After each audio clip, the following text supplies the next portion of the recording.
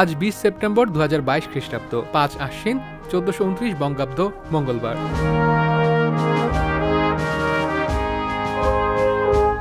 (1857) সালের এই দিনে বিদ্রোহী সিপাহীদের হাত থেকে ব্রিটিশ সেনারা দিল্লি পুনর্দখল করেন।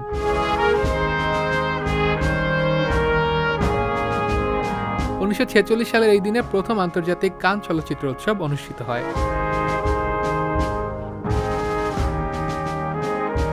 1970 সালের 20 সেপ্টেম্বর সোভিয়েত রকেট লুনা 16 চন্দ্রপৃষ্ঠে অবতরণ করে।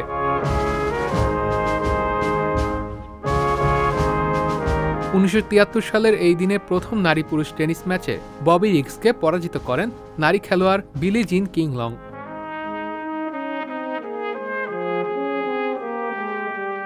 2005 সালের এই দিনে যুক্তরাষ্ট্র ও কিউবায় হারিকেন রিটা তাণ্ডব চালায়।